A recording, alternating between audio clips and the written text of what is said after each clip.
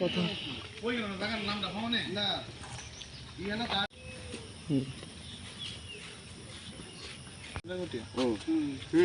পাড়াটার নাম কি দা?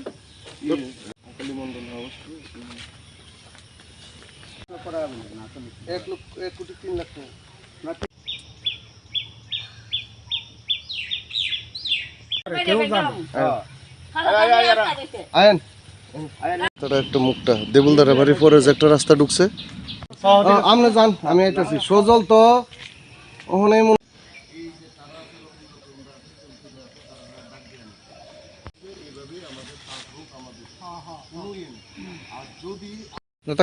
কি বিষয় আজকে এই পরিদর্শনে আসা? দক্ষিণ রাঙ্গুটিয়ার বামুটিয়া বিধানসভার অন্তর্গত এলাকাবাসী এখানে যারা স্থানীয় আছেন তারা একটা অভিযোগ জানিয়েছেন।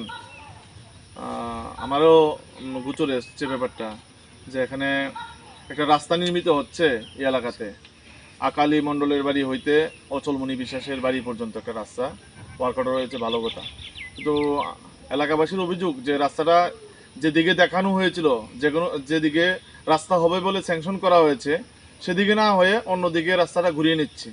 তার জন্য এলাকাবাসীর অভিযোগ করেছেন যে রাস্তাটা যাতে সঠিকভাবে যেদিকে ওয়ার্ক অর্ডার ধরা আছে সেদিকে যাতে কাজ হয়, তার জন্য আমি সহজমিনে আজকে দেখতে এসেছি। এখানে এলাকাবাসীর সাথে কথা বলেছি যে তারা বলছে তারা এখানে রাস্তা এদিকেই হওয়ার কথা তারা আগে থেকে জানে, কিন্তু রাস্তাটা তারা অন্যদিকে ঘুরিয়ে নিচ্ছে।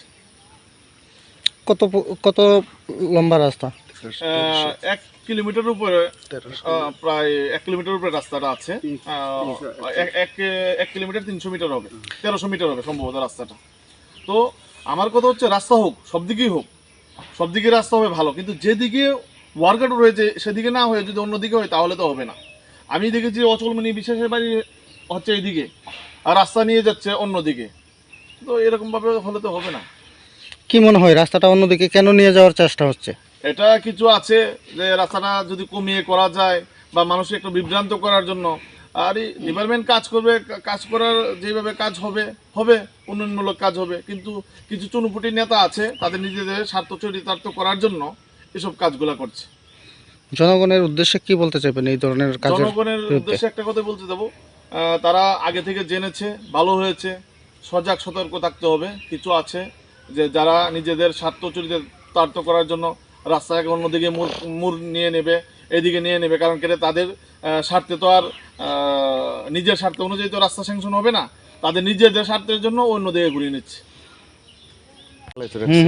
এটা একটু ভিডিও করে নিয়ে যায়, ওকে, মানে ঘুরাই দেও না আর কি। 20 লাখ টাকা। আমার দেশের স্বাদ গন্ধ আমার সবচেয়ে প্রিয়। আমার জয় যেমন দেশের জয়, দেশের আনন্দ মানে আমার আনন্দ। লংতরাই গুঁড়ো মশলা হোক বা সর্ষের তেল, আমার দেশের প্রোডাক্ট। আর সেই লংতরাই দিয়ে রান্না যখন খাই তখন পাই দেশের স্বাদের আনন্দ। সবার সাথে সেই স্বাদের আনন্দ ভাগ করে নেবার মজাই আলাদা। দেশের স্বাদের আনন্দ লংতরাই। লংতরাই, রান্নায় তোমাকে চাই।